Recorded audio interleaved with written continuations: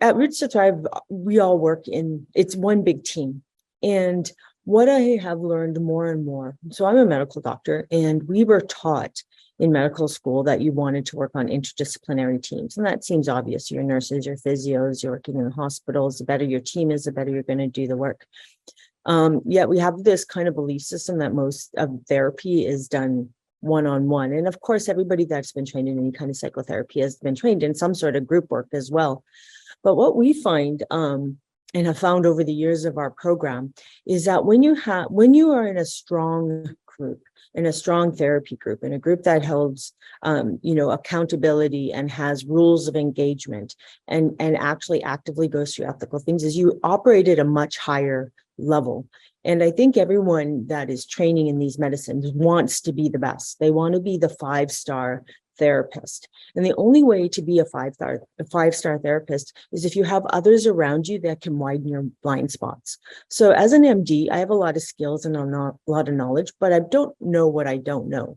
And so when I'm working side by side with therapists and psychologists and clergy members, our spiritual care workers, our somatic body workers, our nurses, then I'm always getting to learn from them, and I'm getting to hear it from their perspective, which makes me a much more holistic and much more skilled therapist or team member. So I'm always learning, I'm always leaning in, and especially when something they're doing or saying is annoying me. And I'm using that word particularly because a lot of times we use the word trigger, and it's not really, we want to use trigger when it's relevant in trauma, but here it's an annoyance.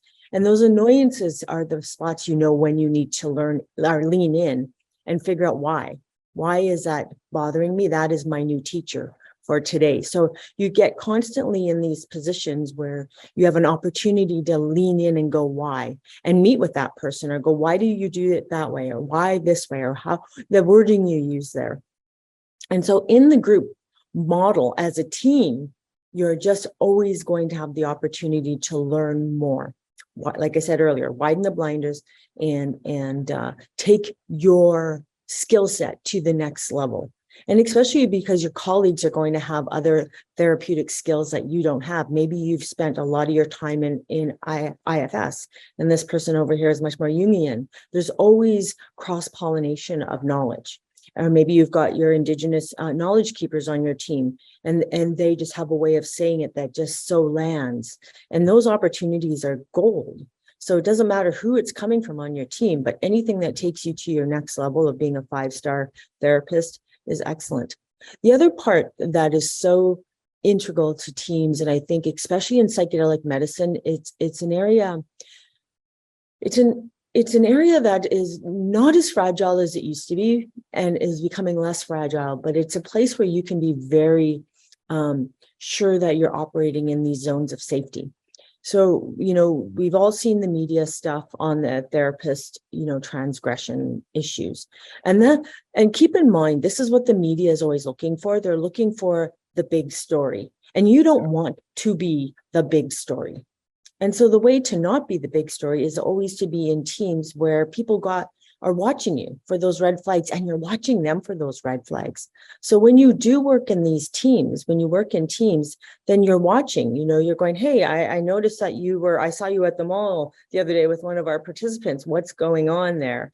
Somebody's going to hold you accountable, or you're going to be talking about it like, oh, there seemed to be a little spark in that session. I saw that there seems to be more going on between you and that participant. What's going on, and hold people accountable so that you don't transgress. And in that team model, people are always, not only are you helping others not transgress, but they're helping you not transgress. And in that, when you're in the group therapy model, for instance, like Roots to Thrive, we do, all of our participants are journeying group.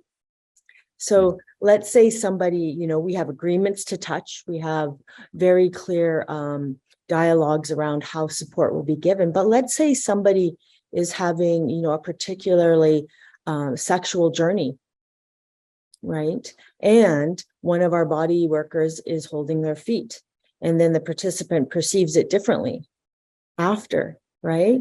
There is a huge amount of safety there for the participant and for the team to go, oh no, yes, this is what you were doing, and the person held your feet to help you ground. Mhm. There's this level of safety of people being able to give context to what happened, give context to the journey and that integration of what happened, but also for the therapist. It's not their word versus yours. Not that you ever want to be in that situation anyways. We always think of this as a collaboration between our patients, our participants, and us, but you can start to understand like, oh, how even if you did something that maybe could have been perceived as a transgression, like maybe you gently put your hand on their heart and it felt to them more that you put it on their breasts, just being able to have a team around you to support that and talk about it, and even support the patient if they feel that that was not what they needed then, or that felt wrong to them. There's more skill set there to make meaning of what was Mhm. offered and but what versus what was received. So you start to And see that this big community around you can be very supportive for the patient safety and very supportive for team safety in these altered states, in non-ordinary states of therapy. When you have a team, like for me as an MD, I know what I need to checklist for consent. For instance, if we want to talk about consent on that side of ethics. But then the nurses also have another thought of what needs to be there. And the therapists do, and the spiritual care, and our Indigenous elders, and, the whole team is looking at that consent and saying, is this truly a patient-oriented consent? We're working on one like we're revamping one right now, and we have past participants that are reading through it to make sure that, like, does this really make sense? Like, when you read this, do you really understand it? And that's the benefit of the team, because not only are the healthcare professionals on our team, but our participants, we perceive them as being on our team and making us better. So, something as simple as that, because that consent is something that we don't do well. We understand our words, we understand what we're asking, but it's only consent if our participants really, really understand it. And that falls right into the ethics. Like, can they ethically consent?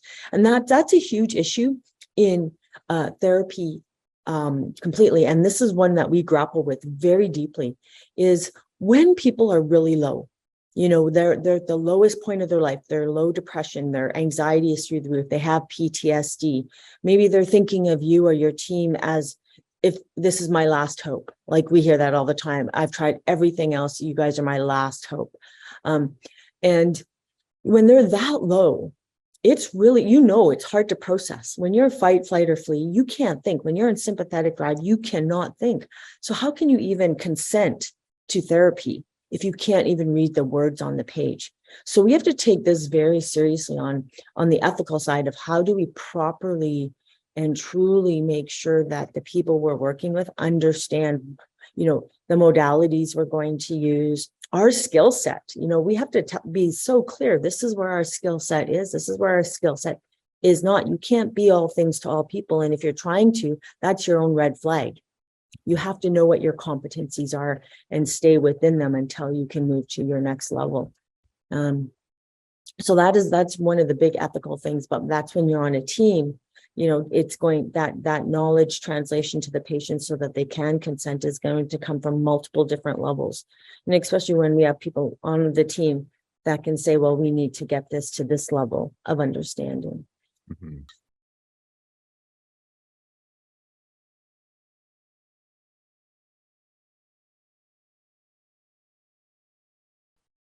Psychedelic therapy is just a tool in that toolbox. So you Mhm. have to develop that alliance, that therapeutic alliance ahead of time. This is your preparation for the journey, right? You have to make sure that before they get to this space where they're going to be going into a non-ordinary space, you know them well enough to be able to read their body language, to know, is this a no or a yes for them?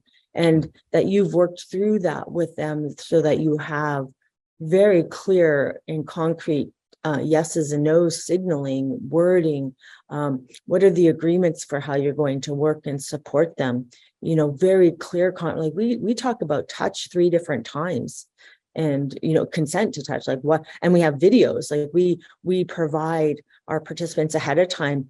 This is what touch could look like in your therapy room. It's a video in the therapy room with our energy workers saying, we may hold your feet. This is what it looks like. We may hold your hand. This is what it looks like.